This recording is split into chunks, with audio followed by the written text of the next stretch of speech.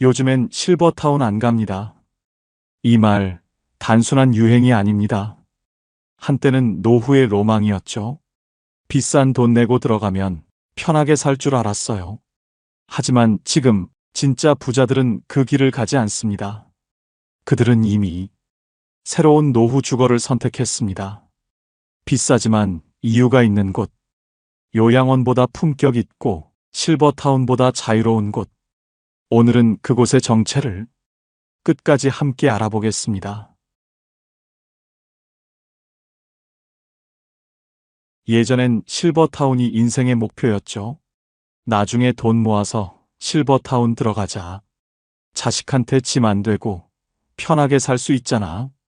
이런 말들 익숙하시죠? 1990년대 후반부터 2010년대까지 실버타운은 성공한 노후의 상징이었습니다. 광고에서도 늘 행복한 노년의 모습을 보여줬어요. 골프장, 수영장, 헬스장, 도서관. 여기 들어오면 인생 2막이 시작됩니다라는 문구와 함께요. 그때만 해도 실버타운은 특별한 사람들만 갈 수 있는 곳이었어요.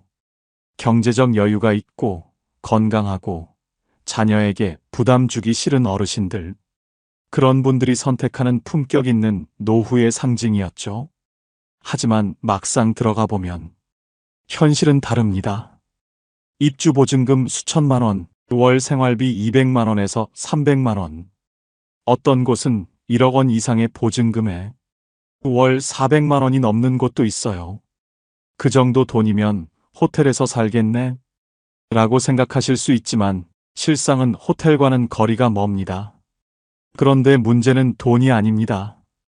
비싼데 불편하고 편리한데 외롭다는 거예요. 실제로 실버타운에 입소했던 한 70대 여성분은 이렇게 말했습니다. 처음엔 좋았어요. 밥 차려주고 청소해주고. 그런데 3개월 지나니까 답답하더라고요. 내가 뭘 하고 싶어도 정해진 시간에만 되고, 누구랑 친해지고 싶어도 다들 문 닫고 살아요. 아침 먹고 방 들어가면 저녁까지 아무도 안 만나요. 한 건물 안에 수백 명이 살아도 대화 한마디 없는 날이 많아요. 복도에서 마주쳐도 고개만 끄덕이고 지나갑니다. 같은 식당에서 밥을 먹어도 각자 자기 테이블에만 앉아요. 왜일까요? 실버타운은 관리에 초점이 맞춰져 있기 때문입니다. 효율적으로, 안전하게, 깔끔하게. 하지만 그 안에 사람 사는 냄새는 없어요. 식사 시간은 정해져 있고 외출은 신고해야 하고 방문객도 제한되는 경우가 많습니다. 손주가 놀러와도 30분 이상 머물 수 없는 곳도 있어요. 관리되는 삶은 편하지만 삶의 온기가 없습니다. 게다가 건강이 나빠지면 더 큰 문제예요. 실버타운은 기본적으로 건강한 노인을 대상으로 합니다. 치매가 오거나 거동이 불편해지면 결국 요양병원이나 요양원으로 옮겨야 해요. 그럼 여기서 지불한 보증금은요? 다시 구해야 하는 거예요? 네, 맞습니다. 실버타운은 건강할 때만 머무를 수 있는 곳이에요. 진짜 돌봄이 필요해지는 순간 다시 길을 나서야 합니다. 한 80대 남성분은 이런 경험을 털어놨어요. 아내가 치매 초기 진단을 받았어요. 그런데 실버타운 측에서 퇴소 통보를 하더라고요. 다른 입주민들에게 피해가 간다면서요. 우리 부부가 10년을 살았는데 하루아침에 쫓겨난 기분이었어요. 이런 현실을 알게 된 사람들은 더 이상 실버타운을 꿈꾸지 않습니다. 차라리 집에 있다가 정말 필요할 때 요양원 가는 게 낫지 않나? 아니면 아예 처음부터 돌봄까지 가능한 곳을 찾아야 하나?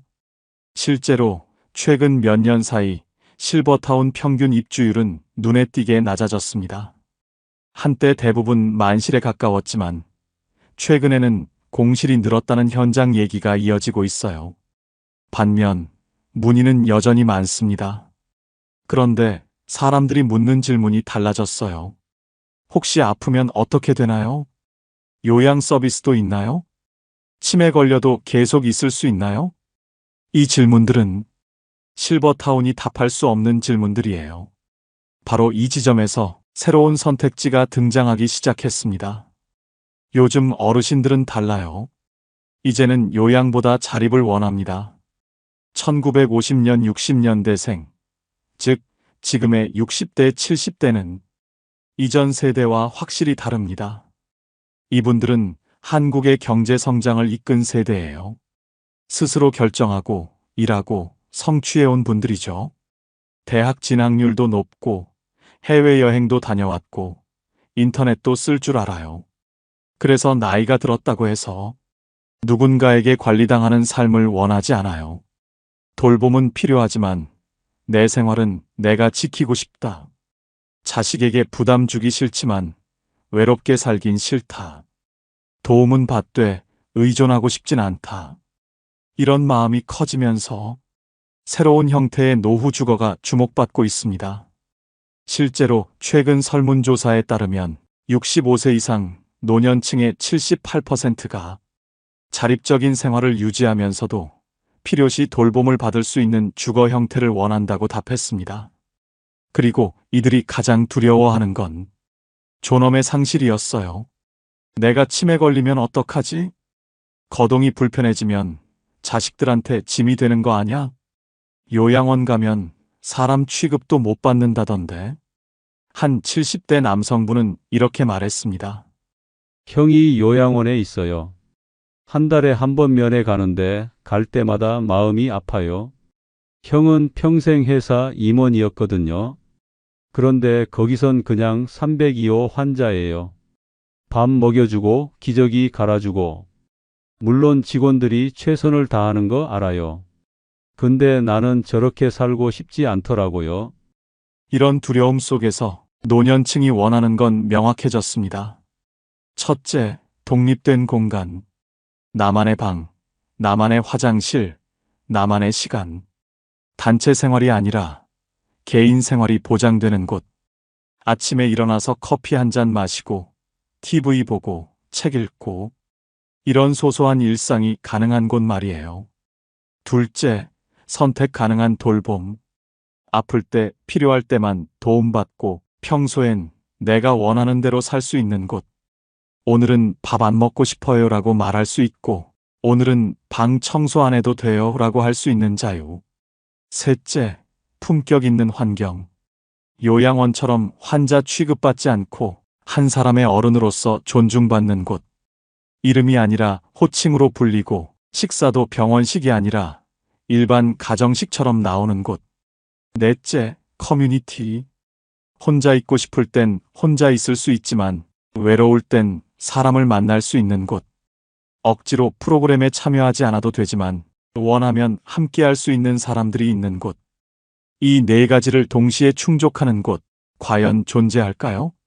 많은 사람들이 말했습니다. 그런 곳이 있으면 얼마나 좋겠어요. 근데 현실적으로 불가능하죠. 그럼 호텔이나 다름없는데 그런 곳이 어디 있어요? 하지만 불가능하지 않았습니다. 혼자 살아도 안전하고 필요할 땐 돌봄이 연결되고 무엇보다 내 공간이 보장되는 곳. 이미 그런 곳이 만들어지고 있었고 사람들은 조용히 그러나 빠르게 그곳으로 향하고 있었습니다. 문제는 아직 아는 사람이 많지 않다는 것. 그리고 알아도 어디에 있는지 찾기 어렵다는 것. 하지만 오늘 여러분은 그 정보를 정확히 알게 될 겁니다. 그리고 이 정보는 여러분의 부모님 혹은 여러분 자신의 앞으로의 20년에서 30년을 완전히 바꿀 수 있는 정보입니다. 이런 공간이 있다고 하면 얼마나 비싸길래? 하고들 묻습니다. 맞아요. 싸지 않습니다. 월 200만 원대부터 많게는 400만 원 이상. 일반 요양원의 3배에서 4배 수준이에요. 실버타운과 비슷하거나 오히려 더 비싼 곳도 있습니다. 그런데도 대기자가 늘어나고 있습니다. 최근 1년에서 2년 사이 새 입소 문의가 몇 배로 늘었다는 얘기가 많고 일부 시설은 대기 인원이 수십 명에 달한다는 답변을 받기도 합니다. 도대체 왜? 그냥 비싼 요양원 아닌가? 아닙니다. 이곳은 요양원과는 차원이 다릅니다. 왜일까요? 돈이 있어도 자식 곁에 얹혀 살기 싫고, 실버타운은 답답하고, 요양원은 품격이 없다는 거예요. 한 입소자, 가족부는 이렇게 말했습니다. 어머니가 파킨슨병 진단을 받으셨어요. 집에서 모시기엔 저희 부부가 맞벌이라 힘들고 요양원은 어머니 자존심이 허락 안 하시더라고요. 실버타운도 알아봤는데 병이 있으니 안 받아주더라고요. 그러다 이곳을 알게 됐어요. 어머니가 직접 보시고 여기라면 괜찮겠다고 하셨어요. 진짜 부자들이 이곳을 선택하는 이유, 크게 세 가지입니다. 첫째, 존엄이 지켜집니다. 이곳은 사람을 환자 번호로 부르지 않아요. 김 여사님, 박 사장님처럼 존칭을 씁니다. 식사도 병원식이 아니라 일반 가정식이고, 원하면 와인 한 잔도 마실 수 있어요. 방 안에는 본인이 쓰던 가구를 가져올 수도 있고, 가족 사진을 벽에 걸 수도 있습니다. 이게 작은 차이 같지만 엄청난 차이예요. 한 80대 남성분은 이렇게 말씀하셨습니다. 평생 일하면서 모은 게 돈만은 아니거든요. 자존심도 있고 품위도 있어요.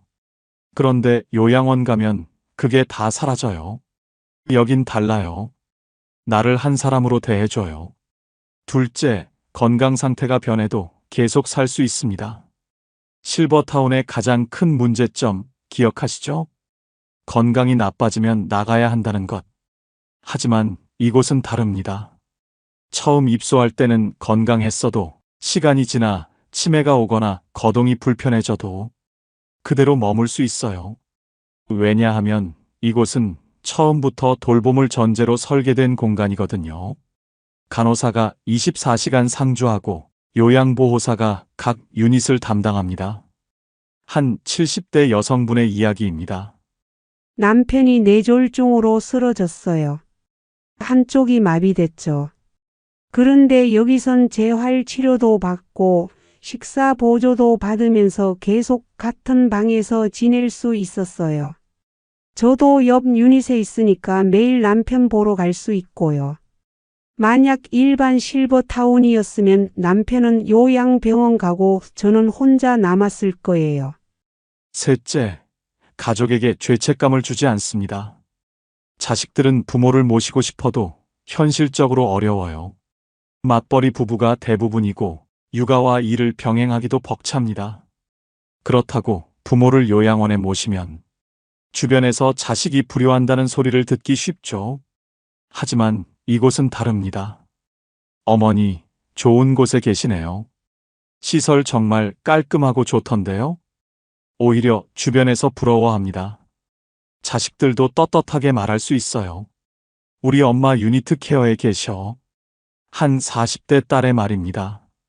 처음엔 죄책감이 들었어요. 엄마를 시설에 보낸다는 게. 근데 엄마가 더 행복해 보이세요. 당신만의 공간도 있고 친구도 생기고 아플 때 바로 간호받을 수 있으니까요. 저도 매주 찾아뵙는데 엄마가 오히려 너무 자주 오지 말고 내일이나 해라고 하세요. 그래서 사람들은 묻습니다. 도대체 그곳이 어디야? 어떻게 들어가? 우리 부모님도 보낼 수 있을까? 지금부터 그 해답을 알려드리겠습니다. 그곳의 이름, 바로 유니트 케어입니다. 혹시 처음 들어보셨나요? 당연합니다. 아직 우리나라에서는 생소한 개념이거든요. 유니트 케어는 한마디로 개인 맞춤형 고급 요양주거입니다. 한 사람 혹은 부부 단위로 유닛이라 불리는 독립된 공간에서 생활하고 필요할 땐 전문 돌봄 인력이 바로 옆에 있습니다. 호텔 같은 개인실, 요양 같은 돌봄 시스템, 이 두 가지를 완벽히 결합한 신개념 노후 주거입니다. 사실 유니트 케어는 북유럽에서 시작된 개념이에요. 스웨덴, 덴마크, 네덜란드 같은 나라에서는 이미 1990년대부터 이런 형태의 요양주거가 표준이 되었습니다. 이들 나라는 노인도 한 사람의 인간으로서 존엄하게 살 권리가 있다는 철학을 바탕으로 대형 요양원 대신 소규모 유닛형 시설을 만들기 시작했어요. 그 결과는 놀라웠습니다. 입소자들의 삶의 질이 크게 향상되었고, 치매 증상도 느리게 진행되었으며, 가족들의 만족도도 월등히 높았어요. 우리나라는 2023년부터 보건복지부 주도로 유니트 케어 시범 사업을 시작했습니다. 노인 돌봄의 패러다임을 바꾸자. 시설 중심이 아니라 사람 중심으로. 이런 목표 아래 시작된 사업이에요. 그렇다면 유니트 케어는 구체적으로 어떤 곳일까요? 우선 유닛이라는 개념을 이해해야 합니다. 유닛은 독립된 거주 공간이에요. 작게는 10제곱미터에서 크게는 20제곱미터 이상. 각 유닛에는 다음과 같은 것들이 갖춰져 있습니다.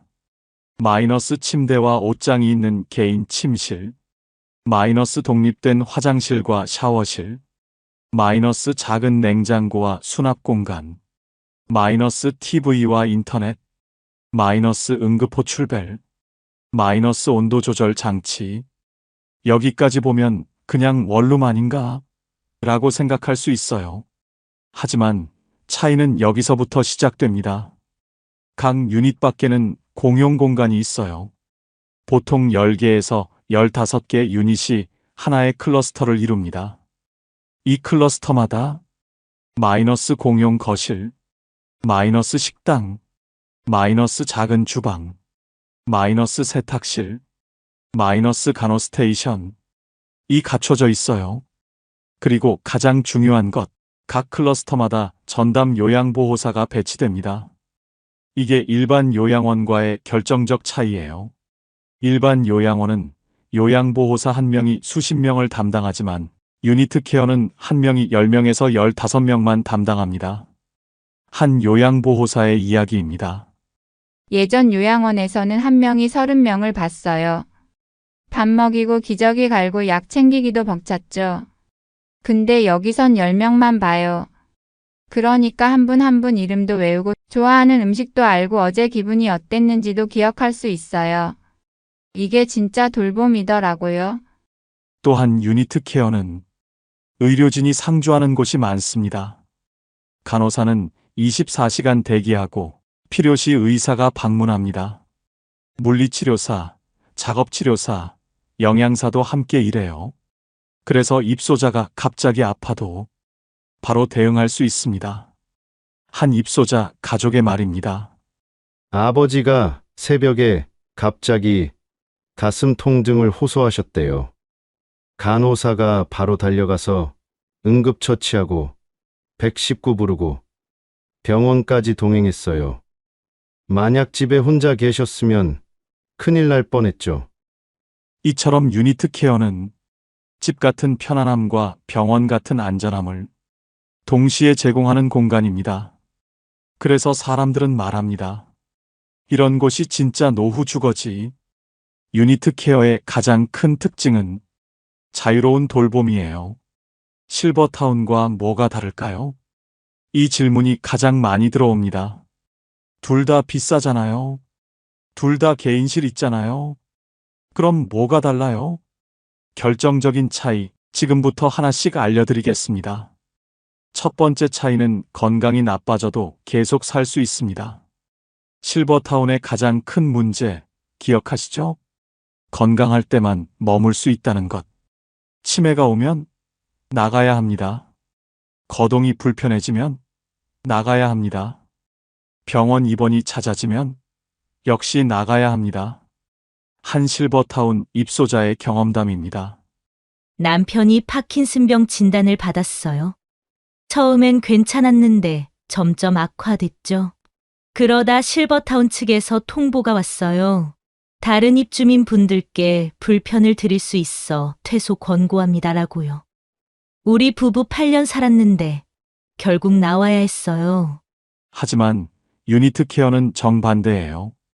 각 유닛에는 침실, 욕실, TV, 냉장고, 응급벨이 모두 설치돼 있고 24시간 간호 인력과 요양보호사가 상주합니다.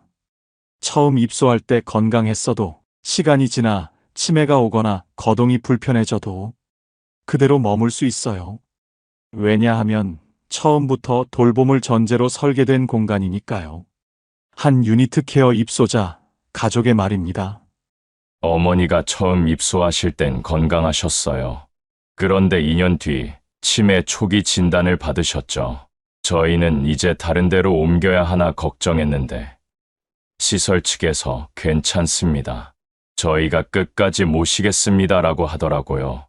지금은 치매가 좀 더 진행됐지만 같은 방에서 편안히 지내세요. 두 번째 차이는 의료 서비스가 기본입니다. 실버타운에는 의료진이 없어요. 간호사가 있는 곳도 있지만 상주하지 않습니다. 아프면 본인이 알아서 병원 가야 해요. 혹은 가족이 데려가야 하죠. 심야에 갑자기 아프면 119 불러야 합니다. 하지만 유니트 케어는 다릅니다. 간호사가 24시간 상주하고 필요시 의사가 방문합니다. 물리치료사, 작업치료사도 있어요. 새벽에 갑자기 가슴이 아파도 응급벨 누르면 2분 안에 간호사가 달려옵니다. 한 입소자의 경험담이에요. 새벽 3시에 갑자기 숨이 안 쉬어지더라고요. 응급벨 눌렀더니 간호사분이 바로 오셨어요. 산소 포화도 재고, 혈압 재고, 바로 응급처치 하셨죠? 그리고 119 부르고 병원까지 동행해 주셨어요.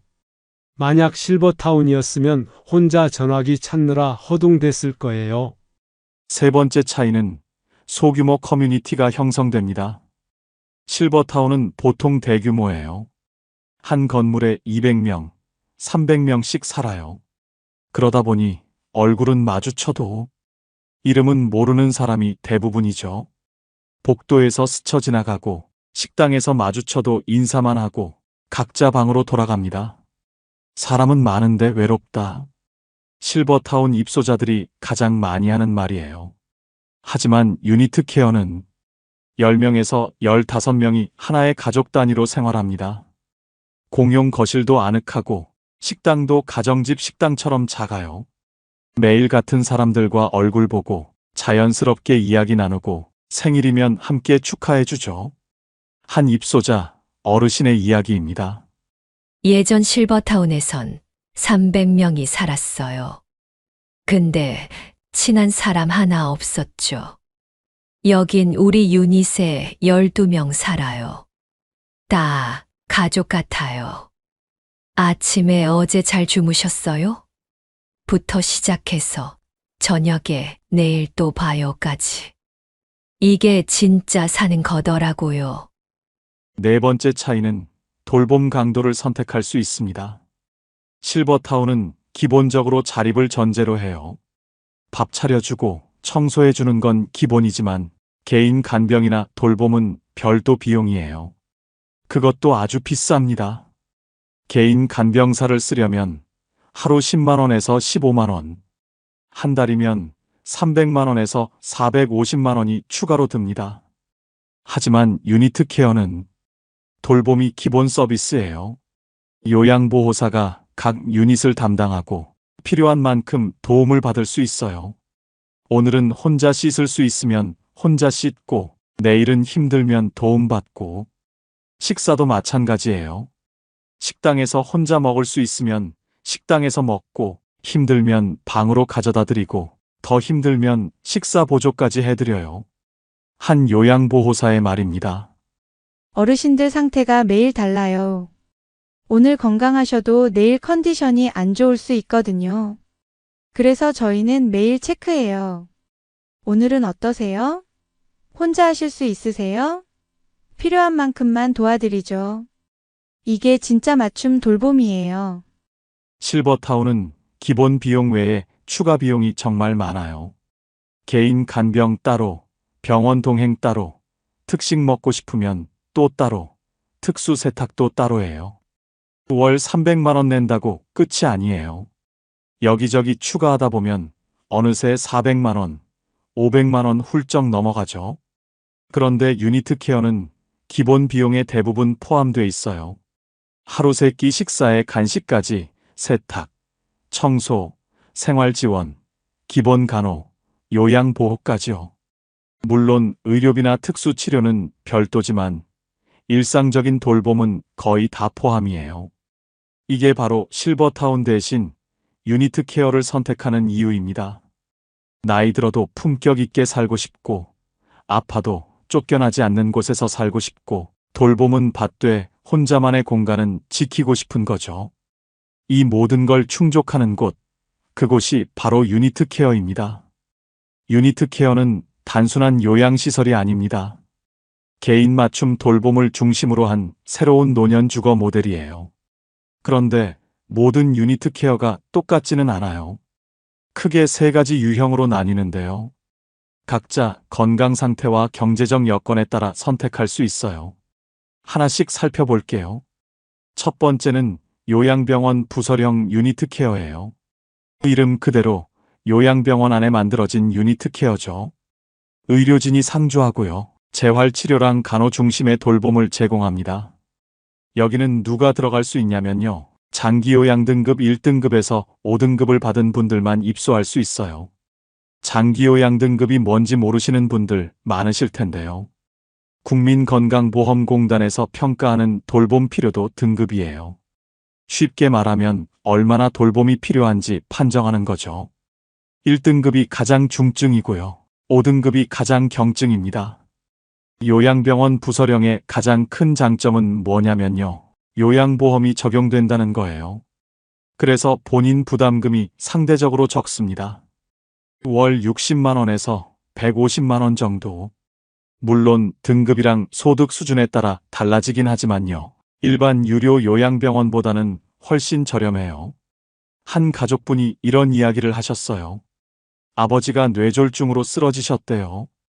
한쪽 팔다리를 못 쓰시게 됐죠. 장기요양 1등급 판정받고 유니트 케어 요양병원에 입소하셨답니다. 월 비용은 120만 원 정도 나오는데요. 개인실에서 지내시고 매일 재활치료 받으시고 간호사분들이 24시간 케어해 주신대요. 일반 요양병원이었으면 다인실에서 지내셨을 거래요. 두 번째는 요양원형 유니트 케어입니다. 이건 일상생활은 가능한데 돌봄이 필요한 어르신들을 위한 형태예요. 역시 장기요양 등급자만 들어갈 수 있고요. 요양보호사가 상주하면서 24시간 케어가 기본으로 제공됩니다. 요양병원 부설형이랑 뭐가 다르냐면요. 의료보다는 생활 돌봄에 더 초점이 맞춰져 있어요. 병원 같은 느낌보다는 집 같은 느낌이 더 강하죠. 식사 도움, 목욕 도움, 화장실 이용 도움, 이런 일상생활 지원이 중심이에요. 비용도 요양보험이 적용되니까 본인 부담이 크지 않아요. 월 80만 원에서 180만 원 정도인데요. 등급과 시설에 따라 차이가 있어요. 일반 요양원과 비슷한 수준이지만 환경은 훨씬 좋죠. 한 입소자분 이야기를 들어보니까요. 어머니가 치매 진단을 받으셨대요. 집에서 모시기엔 24시간 돌봄이 필요해서 어려웠고요. 그래서 유니트 케어 요양원에 모셨는데 다인실이 아니라 개인 공간에서 지내시니까 훨씬 안정적이시래요. 같은 유닛에 사시는 분들이랑도 친해지셔서 가족처럼 지내신답니다. 세 번째가 바로 자립형 고급 주거형 유니트 케어예요. 이게 최근에 진짜 부자들이 몰리는 곳으로 주목받고 있는 형태예요. 앞에 두 가지랑 결정적으로 다른 점이 있어요.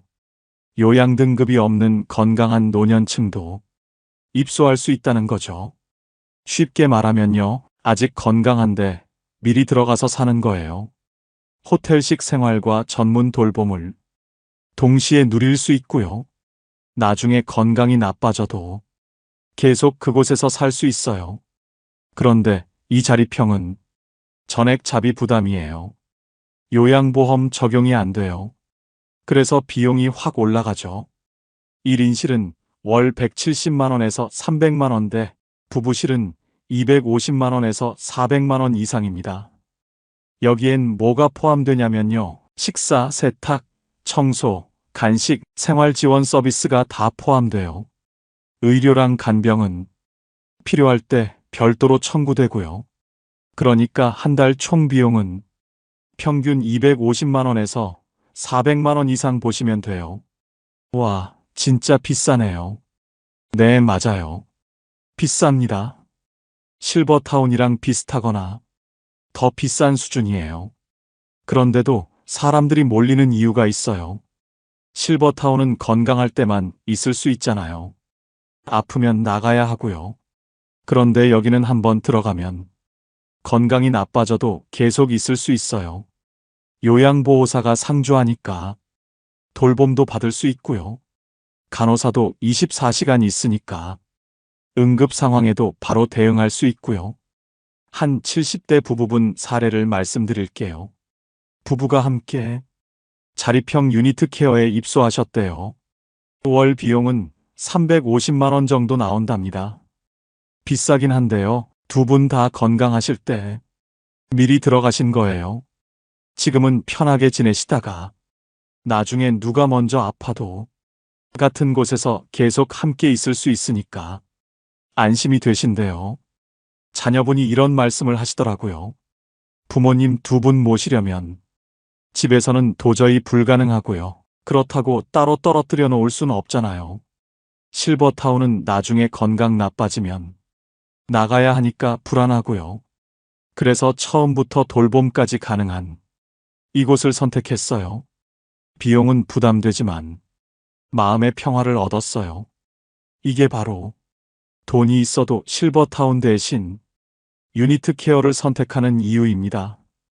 비싸지만 그만큼의 품격과 관리가 따라오고요. 무엇보다 끝까지 그곳에서 살 수 있다는 안정감. 이게 가장 큰 매력이에요. 자, 이제 가장 중요한 질문이죠. 그래서 유니트 케어가 도대체 어디에 있어요? 우리 부모님도 보낼 수 있나요? 지금 들으실 내용은 2025년 10월 기준 보건복지부 공식 자료를 바탕으로 정리한 현황입니다. 정확한 정보니까 잘 들어주세요. 현재 보건복지부의 공식 유니트 케어 시범 사업은 전국 7개 시설에서 총 11개 유니트가 운영 중입니다. 뭐야, 겨우 11개밖에 안 돼요? 네, 맞아요. 아직 많지 않아요. 그중 경기도가 4개소로 가장 많고요. 그 외에 전북, 전남, 충남 지역에서도 1차 시범 사업이 진행 중입니다. 이 시설들은 모두 노인요양병원이나 요양원 부설 형태로 운영되고 있으며 2024년 7월부터 실제 입소가 이루어지고 있어요. 그러니까 지금 시점에서 실제로 사람들이 살고 있는 곳이에요. 한 입소자 가족분 이야기를 들어봤어요. 작년 여름에 경기도에 있는 유니트 케어 시설의 어머니를 모셨어요. 처음엔 반신반의했는데 가보니까 정말 달랐어요. 개인실도 깔끔하고 간호사분들도 친절하시고 무엇보다 어머니가 편안해 하시더라고요. 그런데 중요한 소식이 하나 더 있어요. 2025년 7월부터는 2차 유니트 케어 시범 사업이 시작될 예정이에요. 약 20개 유니트가 새로 선정되어 현재보다 2배 가까이 늘어날 계획입니다. 그럼 지금 신청하면 되나요? 잠깐만요. 여기서 주의하셔야 할 게 있어요.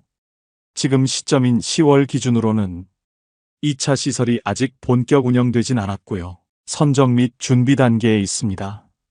즉, 현재는 1차 시범 사업 11개 유니트가 운영 중이고 내년부터는 본격적으로 전국 확대가 이루어질 예정이에요.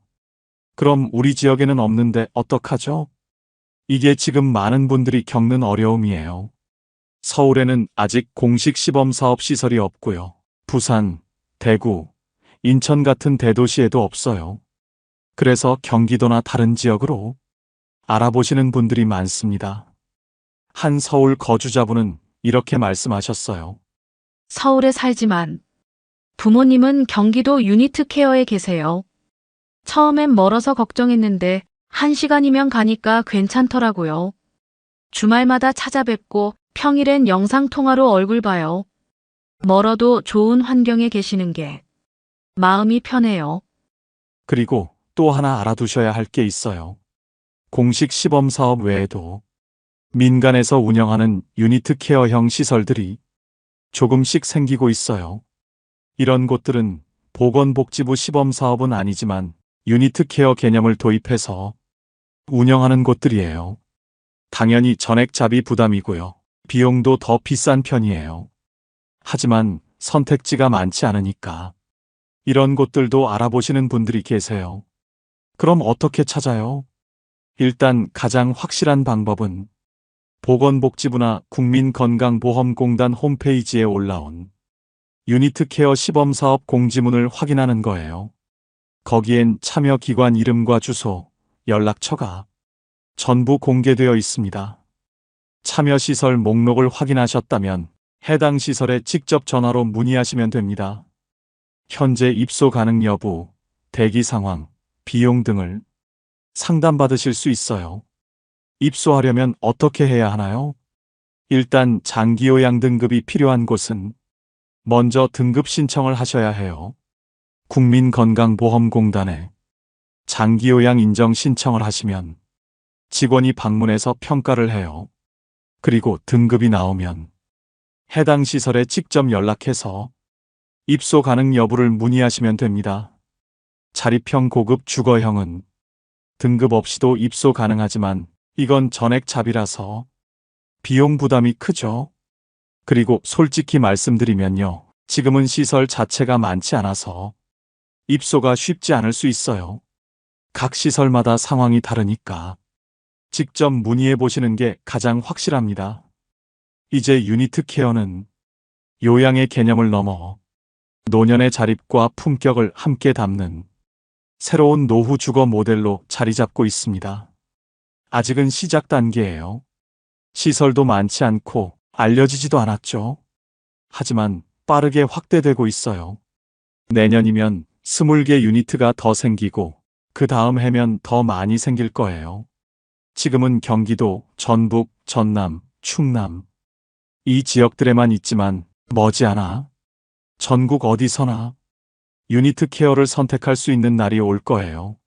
그때가 되면 노후의 기준이 완전히 바뀔 겁니다. 실버타운이 아니라 유니트 케어. 이게 새로운 표준이 되는 거죠. 유니트 케어는 단순한 시설이 아닙니다. 돌봄, 자립, 품격. 이 세 가지를 동시에 지키는 노년의 새로운 주거예요. 지금까지 우리는 노후를 준비할 때 항상 선택을 강요받았어요.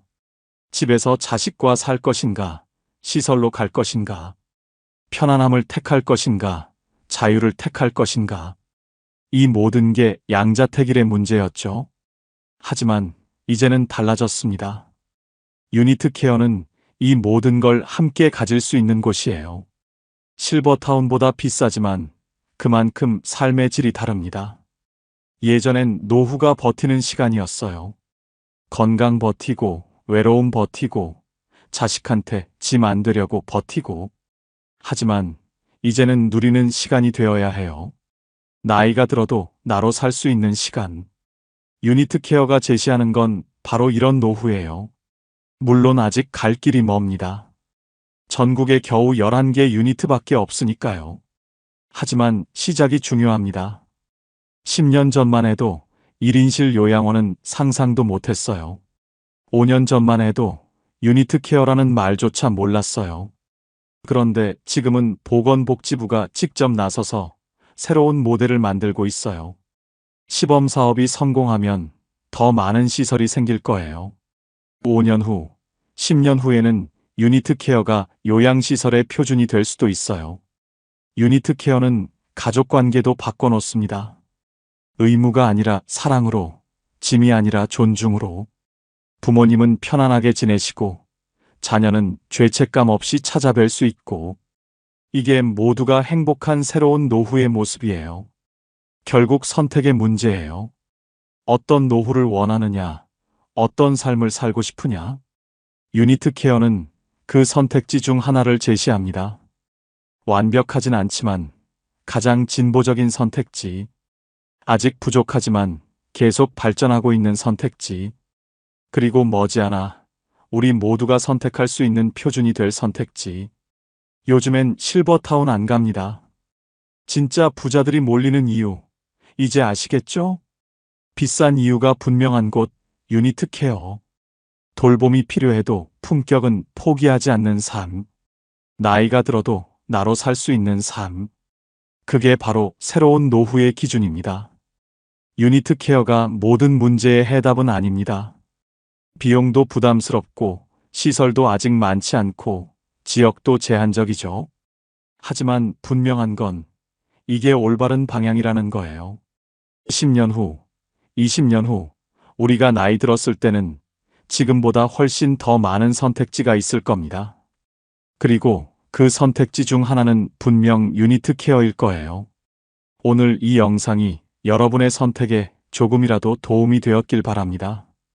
부모님을 위해서든 본인을 위해서든 미리 알아두는 것만으로도 충분히 가치가 있으니까요. 새로운 노후, 이제 선택할 수 있습니다. 오늘 영상이 도움이 되셨다면 좋아요와 구독 부탁드립니다. 여러분의 노후가 품격 있고 행복하기를 바랍니다. 감사합니다. 통장을 열어봤습니다. 6,247만 원. 3년 전만 해도 1억 3천이었는데 이제 절반도 남지 않았습니다. 여보, 우리 뭘 잘못한 거야? 연금도 나오고 집도 있는데 왜 우린 점점 가난해지고 있을까요? 퇴직 후의 삶은 생각보다 훨씬 빠르게 변했습니다. 돈보다 마음이 먼저 무너졌고 그제서야 깨달았습니다. 문제는 돈이 아니라 습관과 태도였다는 걸. 오늘은 그 이유와 우리 부부가 다시 일어선 방법을 이야기하려 합니다. 퇴직 후 첫날 아침 알람이 울리지 않는다는 게 이렇게 낯설 줄 몰랐습니다. 30년 넘게 같은 시간에 깨어나던 몸이 이상하게 허전했습니다. 늘 입던 작업복 대신 편한 트레이닝복을 입고 거실에 앉았습니다. 커피를 내리며 창밖을 보니 봄볕이 참 따뜻했습니다. 이제 좀 쉬어야지. 그날만큼은 세상을 다 가진 기분이었습니다. 누가 뭐래도 이건 내 인생의 보상이라 생각했죠. 퇴직금 1억 3천만 원. 평생 몸으로 벌어온 결과물이라. 그 숫자만 봐도 마음이 든든했습니다. 은행 직원이 이 정도면 여유롭게 지내시겠어요? 하던 말이 그땐 참 달콤하게 들렸습니다. 국민연금도 곧 나오고 아내 정임이와 전국 여행도 다닐 거라며 들뜬 마음으로 계획표까지 그렸습니다. 그런데 그 행복은 생각보다 오래가지 않았습니다. 처음 1년은 정말 괜찮았습니다. 이 정도는 괜찮겠지 하며 친구들과 점심도 먹고 손주에게 용돈도 주고 명절엔 선물도 넉넉히 보냈습니다. 현장에서 그렇게 고생했는데 이 정도 여유는 누려도 된다고 생각했습니다. 그런데 이상했습니다. 통장 잔액이 눈에 띄게 줄어들고 있었습니다. 계산기를 꺼내 몇 번을 눌러봤지만 답은 하나였습니다. 이 속도로 쓰면 몇 년 못 간다. 퇴직금 1억 3천, 3년이 지나니 절반이 사라졌습니다. 연금은 월 90만 원, 생활비는 매달 150만 원이 넘었습니다. 모자라는 돈은 결국 퇴직금에서 꺼내 썼습니다. 처음엔 지금만 잠깐이야. 이러다 안정되면 괜찮겠지. 그렇게 위안했지만 그 잠깐이 3년을 채우고 통장 잔액은 6,247만 원만 남았습니다. 숫자를 보는 순간 숨이 막혔습니다. 이럴 리가 없는데. 손끝이 떨렸습니다. 어디서부터 잘못된 걸까? 특별히 낭비한 것도 없는데 돈이 사라지는 속도가 너무 빨랐습니다. 밤마다 계산기를 두드리며 머릿속이 복잡해졌습니다. 전기세, 관리비, 통신비, 보험료, 병원비, 경조사비, 손주 용돈, 외식비. 하나하나 보면 큰 돈이 아닌데 합치면 한 달에 150이 훌쩍 넘었습니다. 퇴직 전에는 몰랐습니다. 월급이 꼬박꼬박 들어오니 자동이체로 빠져나가도 별 신경을 안 썼습니다. 그게 습관이었죠. 그 습관이 퇴직 후에도 그대로 남아 있었습니다. 그러다 문득 이런 생각이 들었습니다. 이러다 진짜 가난해지는 거 아닌가? 밤에 누워 천장을 보는데 가슴이 쿵쾅거렸습니다. 자다가 깨서 냉장고 앞에 앉아 전기세 고지서를 한참 들여다봤습니다. 내가 이렇게 사치한 사람인가? 그게 아니었습니다. 단지 나는 계획 없이 쓰는 사람이 되어 있었습니다. 퇴직 전엔 돈이 모이는 시절이었습니다. 매달 들어오니까 쓴다는 개념보다 남는 게 얼마냐가 중요했죠. 하지만 퇴직 후엔 돈이 빠져나가는 시절로 바뀌었습니다. 그리고 나는 그 변화를 너무 늦게 깨달았습니다. 친구들은 다들 골프 치러 다니고 퇴직 후 동호회에 들어가 여행 사진을 SNS에 올렸습니다. 그들의 웃음이 부러우면서도 한편으론 서늘했습니다. 나만 이렇게 불안한가? 우리만 뭔가 잘못된 건가? 그때 처음으로 내가 가진 돈의 무게보다 없어질 돈의 속도가 더 무섭게 느껴졌습니다. 퇴직금은 한 번 들어오면 끝이지만 생활비는 매달 빠져나갑니다. 결국 버는 흐름이 없는 돈은 시간이 갈수록 줄어들 수밖에 없다는 걸 뒤늦게 알았습니다. 그날 밤 아내가 조용히 말했습니다. 여보, 이제 우리도 계획을 다시 세워야 하지 않을까? 그 말이 이상하게 마음에 남았습니다. 처음엔 자존심이 스쳤습니다. 무슨 계획이야, 아직 괜찮은데. 그렇게 말했지만 내 마음 한쪽이 불안하게 떨렸습니다. 다음 날 아침 커피잔을 들고 통장을 다시 열어봤습니다. 6,247만 원. 세 자리 숫자가 이렇게 차갑게 느껴진 적은 처음이었습니다. 이 돈이 다 떨어지면 그 다음은 뭘로 살아야 하지? 그 질문 하나가 머릿속을 떠나지 않았습니다. 돈보다 무서운 건 돈이 줄어드는 이유를 모르는 상태로 사는 거였습니다. 여보, 우리 뭘 잘못한 걸까? 연금도 있는데 왜 점점 가난해지는 걸까?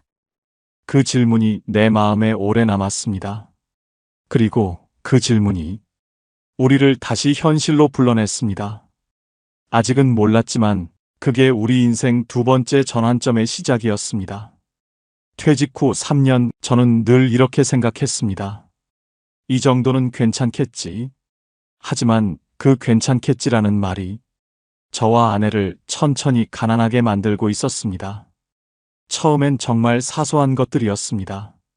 점심 한 번쯤은 친구들과 나가서 먹고, 손주 생일이면 장난감 하나 사주고, 명절이면 고기 세트 하나쯤 보내주고, 이 정도는 괜찮잖아. 평생 벌어온 건데. 그렇게 스스로를 안심시켰습니다. 하지만 그 이 정도라는 말이 매달 매년 쌓이니 결국 큰 금액이 되어 있었습니다. 어느 날은 통장을 들여다보다가 하루 동안 3번이나 문자 알림을 받았습니다. 하나는 카드값, 하나는 보험료, 하나는 관리비, 그리고 그 밑에 자동이체 완료라는 글씨. 그 글씨가 그날따라 유난히 차갑게 느껴졌습니다. 퇴직 전에는 이런 생각조차 하지 않았습니다. 매달 월급이 들어오니까 얼마가 빠져나가든 괜찮다고 생각했습니다. 이번 달도 고생했으니 써야지. 그게 제 방식이었습니다. 하지만 퇴직 후엔 달랐습니다. 돈은 더 이상 들어오지 않는데 나가는 건 그대로였습니다. 아니, 오히려 더 늘어났습니다. 집에 있으니 전기세가 더 나오고 시간이 많으니 외식도 잦아졌습니다. 그런데도 저는 현실을 부정했습니다. 이 정도는 괜찮겠지. 그 말을 스스로에게 되뇌며 안심하려 했습니다. 하지만 그건 안심이 아니라 도망이었습니다. 어느 날은 친구에게서 전화가 왔습니다. 야, 이번 주에 골프나 한번 치자. 순간 말이 막혔습니다. 아, 이번 주는 좀 바빠서. 사실 바쁜 일은 아무것도 없었습니다. 그냥 돈이 아까웠습니다. 전화를 끊고 한참을 멍하니 앉아 있었습니다. 서운함보다 먼저 밀려온 건 자괴감이었습니다. 나는 언제 이렇게 계산적인 사람이 됐을까? 그 생각이 마음을 무겁게 짓눌렀습니다. 퇴직금이 인생의 완성이라고 믿었지만 사실은 시작부터 잘못된 믿음이었습니다. 퇴직금은 평생 쌓아둔 돈이 아니라 앞으로 버텨야 할 시간의 예산이었습니다. 저는 그걸 너무 늦게 깨달았습니다. 그날 저녁 아내가 조심스럽게 말했습니다. 여보, 우리 생활비를 조금 줄여보면 어떨까? 그 말에 괜히 짜증이 났습니다. 당신, 내가 벌어온 돈이 얼만데? 이 정도도 못 쓰겠어? 아내는 아무 말 없이 식탁을 치웠습니다. 그 뒷모습을 보는데 괜히 미안해졌습니다. 화가 난 게 아니었습니다. 단지 두려웠던 거였습니다. 이대로 가면 정말 얼마 못 버티겠구나. 그날 밤 잠이 오지 않아 서랍에서 예전 통장을 꺼내봤습니다. 월급이 꼬박 들어오던 시절, 그 시절엔 불안이란 걸 몰랐습니다. 다음 달에도 들어오니까 그 단순한 믿음이 얼마나 큰 안전망이었는지 이제서야 알게 됐습니다. 퇴직 후에는 그 안전망이 사라집니다. 그걸 모르고 살았던 게 제 가장 큰 착각이었습니다. 저는 늘 이렇게 생각했습니다. 노후는 절약하면서 살면 되겠지. 하지만 절약만으로는 버틸 수 없었습니다. 돈이 나가는 흐름을 막지 못하면 아무리 아껴 써도 결국 바닥이 보였습니다. 연금이 나오면 마음이 편해질 줄 알았습니다. 하지만 매달 들어오는 90만 원은 숨만 붙어 있을 만큼의 최소한이었습니다. 그 돈으로는 기본적인 생활비도 감당이 되지 않았습니다. 결국 문제는 돈이 아니라 습관이었습니다. 벌 때처럼 쓰는 습관, 그리고 아직 괜찮겠지 하는 태도. 그게 우리를 천천히 가난하게 만들고 있었습니다. 퇴직 후에도 사람은 일할 때의 습관을 그대로 가져갑니다. 그게 문제였습니다. 그날 이후 저는 메모장을 꺼냈습니다. 하루 지출을 하나하나 적어보기 시작했습니다. 커피 한 잔, 손주 용돈, 병원비까지. 그제야 알았습니다. 돈이 사라진 게 아니라 흘러가고 있었다는 걸. 그 흐름을 바로잡지 않으면 아무리 많은 퇴직금도 결국 남지 않는다는 걸 깨달았습니다. 그게 우리가 가난해진 진짜 이유였습니다. 며칠째 통장을 들여다보며 계산기를 두드리는 게 일상이 됐습니다. 숫자는 냉정했고 답은 언제나 같았습니다. 이대로면 몇 달도 못 버틴다. 그 생각이 머릿속을 떠나지 않았습니다. 그날 저녁 밥을 먹던 중 아내가 조심스럽게 말을 꺼냈습니다. 여보, 나 일 좀 나가볼까 해. 숟가락을 들던 제 손이 멈췄습니다. 일? 무슨 일? 요즘 반찬 가게에서 사람 구한대. 하루 4시간 정도 도와주면 된대. 그거라도 하면 생활비에 좀 보탬이 되잖아. 그 말을 듣는 순간 가슴 한쪽이 무겁게 내려앉았습니다. 아내 말이 틀린 건 아닌데 이상하게 마음이 복잡했습니다. 당신 이제 좀 쉬어. 평생 고생했잖아. 그 나이에 또 일을 나가면 몸 버려. 아내는 잠시 고개를 숙였다가 조용히 말했습니다. 그럼 당신이라도 파트타임이라도 구해보면 어때? 그 말에 가슴이 철렁 내려앉았습니다. 하지만 입에서는 단호하게 말이 튀어나왔습니다. 나는 이제 좀 쉬고 싶어. 평생 일했잖아. 젊은 사람들도 일 없다고 난리인데 내가 또 뭐 하라고? 아내는 대꾸하지 않았습니다. 그 조용한 표정이 오히려 더 불편했습니다. 말은 내가 더 세게 했는데 왜 이렇게 초라한 기분이 들까 싶었습니다. 그날 밤 혼자 거실에 앉아 있었습니다. 텔레비전에서는 여행 광고가 흘러나왔습니다. 인생의 제2막, 여유로운 은퇴를 즐기세요. 그 문장을 듣는데 피식 웃음이 나왔습니다. 여유라니, 그게 다 가진 사람 얘기지. 요즘 친구들은 다들 바쁘다고 합니다. 골프 치고, 동호회 나가고, 사진 찍고 여행 다니고. 그런데 저는 달랐습니다. 놀아도 불안하고 일을 하자니 몸이 지쳤습니다. 나는 평생 일만 했는데 이 나이에도 또 일을 해야 한다고? 그 생각이 들자 괜히 서러워졌습니다. 일을 안 하는 게 게으른 게 아니라 그냥 이제는 좀 지친 거였습니다. 다음 날 아내는 반찬 가게 면접을 보러 나갔습니다. 저는 괜히 TV를 켜놓고 중얼거렸습니다. 내가 뭐 놀고 싶어서 노는 줄 아나. 하지만 제 말은 결국 변명이었습니다. 점심 무렵 아내가 돌아왔습니다. 다음 주부터 출근하래. 아침 9시부터 1시까지. 주 5일이래. 저는 무심히 물었습니다. 얼마 준대? 한 달에 한 85만 원쯤 된다고. 그래, 잘 됐네. 입으로는 그렇게 말했지만 속은 괜히 쓰라렸습니다.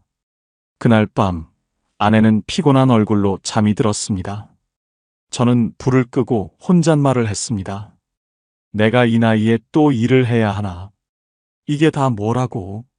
눈을 감았지만 잠이 오지 않았습니다. 그동안 버텼다는 자부심, 평생 일한 피로감, 그리고 또 일해야 하나 하는 막막함이 한꺼번에 몰려왔습니다. 평생 일만 했는데 이제 좀 쉬고 싶다는 게 죄인가? 그 말이 목 끝까지 올라왔지만 아무에게도 할 수 없었습니다. 결국 현실은 달라지지 않았습니다. 돈은 여전히 빠져나가고 불안은 점점 커졌습니다. 그때는 몰랐습니다. 진짜 문제는 돈이 아니라 마음을 붙잡을 자리가 사라졌다는 거였습니다. 아내가 반찬 만드는 일을 시작한 지 어느새 한 달이 넘었습니다. 아침마다 부엌에서 들려오는 칼질 소리로 하루가 시작됩니다. 기름 냄새, 간장 냄새, 지글지글 볶는 소리가 시계처럼 규칙적으로 들립니다. 여보, 나 다녀올게. 그 말이 이제는 하루의 시작이 됐습니다. 평생 제가 나가고 아내가 배웅하던 사이였는데 이젠 제가 집을 지키고 아내가 먼저 나섭니다. 무릎 아플 텐데 너무 무리하지 말고. 제가 그렇게 말하면 아내는 늘 웃습니다. 괜찮아. 점심 전에 끝나. 그 말이 이상하게 마음에 남았습니다. 아내가 나가면 집은 조용합니다. 식탁 위엔 아침에 미처 정리 못한 반찬 그릇이 남아있고 부엌엔 간장 냄새가 은은하게 남습니다. 그 냄새를 맡으며 괜히 중얼거렸습니다. 이제는 내가 이 냄새로 하루를 시작하네. 퇴직하고 처음엔 이제 좀 쉬자는 생각뿐이었습니다. 그런데 요즘은 쉬는 게 오히려 더 피곤하게 느껴집니다. 아내는 아침마다 움직이는데 나는 하루 종일 가만히 있으니까요. 가끔 TV를 켜도 내용이 귀에 들어오지 않습니다. 계산기만 만지작거리다가 덮어두길 반복했습니다. 이러다 나만 늙는 거 아닌가? 그런 생각이 문득 들었습니다. 점심쯤 현관문이 열립니다. 아내가 돌아온 겁니다. 다녀왔어. 손에는 반찬 냄새가 배어 있고 피곤한 얼굴인데 이상하게 밝습니다. 오늘 어묵볶음 만들었는데 사장님이 나보고 손 빠르대. 그 말을 들으면 입꼬리가 절로 올라갑니다. 그래, 잘 됐네. 짧게 그렇게 대답하면서도 속으론 묘하게 기분이 좋습니다. 식탁에 앉아 같이 점심을 먹었습니다. 아내가 만든 반찬을 먹으며 말했습니다. 이게 오늘 만든 거야? 응. 남은 재료 조금 챙겨왔어. 소박한 음식인데 이상하게 더 맛있었습니다. 예전엔 돈을 버는 게 전부라고 생각했습니다. 하지만 요즘은 아내가 일하는 그 몇 시간이 우리 삶을 다시 움직이게 만드는 시간이라는 걸 느낍니다. 퇴직 후 처음으로 집이 다시 살아있는 느낌이 들었습니다. 냄새로, 웃음으로, 목소리로. 그게 다 아내가 만들어낸 온도였습니다. 사는 건 결국 누가 오래 버티느냐의 싸움이구나. 그날 그렇게 생각했습니다. 그리고 그 싸움을 아내가 조용히 이기고 있다는 걸 깨달았습니다. 아내가 반찬 만드는 일을 시작한 뒤로 집이 달라졌습니다. 매일 똑같던 공기가 조금씩 다시 살아나는 것 같았습니다. 나는 그대로인데 세상은 다시 움직이고 있었습니다. 그걸 느끼는 게 조금 괴로웠습니다. 그날도 오전 내내 멍하니 앉아 있었습니다. TV에서는 연금 이야기, 노후 준비 얘기만 흘러나왔습니다. 리모컨을 내려놓으며 생각했습니다. 나도 뭐라도 해야 하는 거 아닌가. 그때 예전에 함께 일하던 반장에게 전화가 왔습니다. 형님, 요즘 뭐 하세요? 우리 현장에 사람 하나 비었어요. 무거운 일 아니고 출입관리 보조예요. 헬멧 확인하고 차량 안내 정도라 괜찮을 겁니다. 순간 망설였습니다. 몸이 아니라 마음이 문제였습니다. 이 나이에 다시 현장이라니. 그 말이 머릿속에 계속 맴돌았습니다. 그날 밤 밥을 먹다 아내에게 조심스럽게 말했습니다. 정임아, 나도 일 좀 나가볼까? 아내는 젓가락을 내려놓고 제 얼굴을 봤습니다. 그래, 여보. 힘들면 언제든 그만둬. 그냥 당신이 다시 활기 찾으면 좋겠어. 그 말이 이상하게 따뜻하게 들렸습니다. 다음 날 아침 먼지가 쌓여있던 작업화를 꺼냈습니다. 오래된 안전조끼를 입고 거울 앞에 섰습니다. 주름진 얼굴이 낯설지 않았습니다. 그래, 아직 할 수 있지. 그렇게 스스로에게 말했습니다. 현장에 도착하니 젊은 얼굴들이 많았습니다. 형님, 이쪽에 서서 안전모 확인 좀 부탁드릴게요. 그 말에 고개를 끄덕이며 자리를 잡았습니다. 일은 단순했습니다. 공사장 입구에서 출입하는 인원과 차량을 체크하고 안전모를 안 쓴 사람에게 조용히 알려주는 일. 크게 몸을 쓰는 일은 아니었지만 하루 종일 서 있어야 했습니다. 처음엔 괜히 쑥스러웠습니다.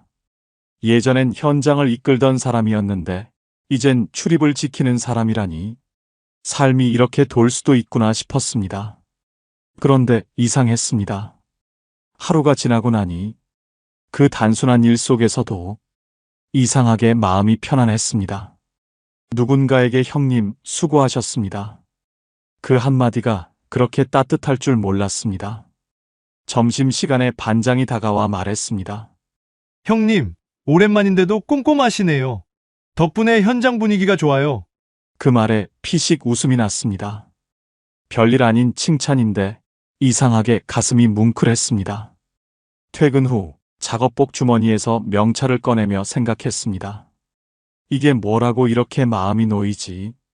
하루 종일 서 있었지만 왠지 모르게 몸이 가벼웠습니다. 집에 돌아오니 아내가 말했습니다. 오늘 어땠어? 별일 없었어. 그냥 서 있는 일인데 그래도 나를 부르는 사람이 있다는 게 좋더라. 그 말이 제 입에서 저절로 나왔습니다. 샤워를 마치고 거울을 봤습니다. 피곤한 얼굴인데도 묘하게 생기가 돌았습니다. 돈을 버는 게 아니라 버틸 힘을 벌고 있는 거였구나. 퇴직 후 처음으로 집으로 돌아가는 길이 가볍게 느껴졌습니다. 낮은 햇살 아래 현장 입구에서 흔들리던 주황색 조끼가 이상하게 자랑스럽게 느껴졌습니다. 며칠 전 아들한테 전화가 왔습니다. 아버지, 저 결혼하려고요. 그 한마디가 그렇게 반가울 수가 없었습니다. 그래, 잘 됐다. 짧은 대답이었지만 가슴이 뭉클했습니다. 그동안 걱정이 많았거든요. 취업도 늦고 혼자 산 지 벌써 몇 해. 이제야 제 길을 찾는구나 싶었습니다. 그날 저녁 아내에게 말했습니다. 우리 아들 결혼한대. 아내는 잠시 멈칫하더니 그래, 그럴 때가 됐지. 하고 웃었습니다. 그 미소 속엔 기쁨도 있었고 어딘가 불안한 기색도 보였습니다. 며칠 뒤 아들이 예비 며느리를 데리고 왔습니다. 단정하고 예의 바른 아이였습니다. 밥상머리에 앉아 이런저런 이야기를 하다 아들이 조심스럽게 말을 꺼냈습니다. 아버지, 조금만 도와주세요. 그 말이 마음에 걸렸습니다. 아내가 먼저 웃으며 말했습니다. 그래, 걱정하지 마. 우리가 도와줄게. 그 말이 참 자연스럽게 나왔는데 내 마음은 복잡했습니다. 그날 밤 나는 통장을 열었습니다. 잔액은 6,247만 원. 퇴직한 지 3년 만에 이렇게 줄어 있었습니다. 이걸로 얼마나 버틸 수 있을까? 손끝이 식어갔습니다. 결혼식비, 예단, 예물, 신혼집 보증금. 그중 어느 하나도 가볍지 않았습니다. 아내는 5천만 원이면 웬만한 건 해결될 거야. 라고 했지만 그 숫자가 너무 크게 느껴졌습니다. 며칠 동안 계산기를 두드렸습니다. 한 번은 3천만 원까지만, 한 번은 4천만 원까지 줄여봤습니다. 그래도 부족했습니다. 결국 5천만 원이라는 숫자 앞에서 멈췄습니다. 은행에 가는 날, 현금 인출기 앞에서 잠시 서 있었습니다. 화면에 뜬 금액을 보며, 그래, 이건 아버지로서 해야 할 일이다. 그렇게 스스로를 설득했습니다. 송금 버튼을 누를 때 손끝이 살짝 떨렸습니다. 결혼식 날은 참 좋았습니다. 아들이 단정한 정장을 입고 서 있는 모습을 보는데 그동안의 시간들이 한꺼번에 스쳤습니다. 아들이 처음 걸음마 떼던 그때, 처음 소풍 가던 날, 그리고 이 녀석이 초등학교에 입학하던 날까지. 그래, 이건 돈으로 따질 수 없는 일이지. 그 순간만큼은 진심으로 그렇게 생각했습니다. 식이 끝나고 집으로 돌아오는 길, 아내가 조용히 말했습니다. 그래도 잘 끝났네. 응, 근데 이제 우리 통장 비었겠네. 거의 그렇지. 그래도 후회는 안 하지? 아니, 그건 없지. 말은 그렇게 했지만 속으로는 뭔가 내려앉는 느낌이 들었습니다. 집에 와서 통장을 열었습니다. 잔액 1,200만 원. 이게 전부구나. 그제야 실감이 났습니다. 그동안은 남아있는 돈을 시간처럼 여겼는데 이젠 그 시간조차 얼마 남지 않았습니다. 밤이 깊어갈수록 생각이 많아졌습니다. 퇴직금 1억 3천. 그게 줄어든 게 단지 세월 때문이 아니었습니다. 계획 없이 썼기 때문이었습니다. 쓸 땐 이유가 있었지만 흐름이 없으니 금세 바닥이 보인 거죠. 아내가 조용히 물었습니다. 이제 어떡할까? 이제는 진짜 계획 세워야지.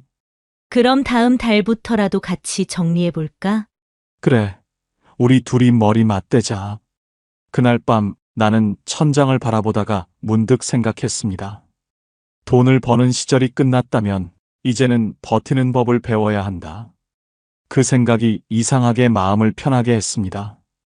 돈은 줄었지만 앞으로 어떻게 살아야 할지 처음으로 길이 보이기 시작했습니다.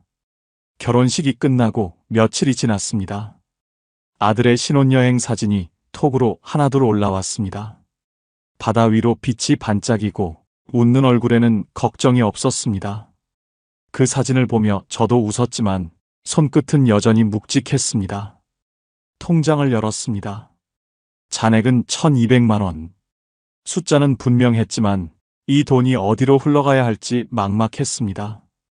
돈보다 더 두려운 건 방향이 없는 상태였습니다. 퇴직 후 처음엔 괜찮았습니다. 이 정도면 버틸 수 있겠지.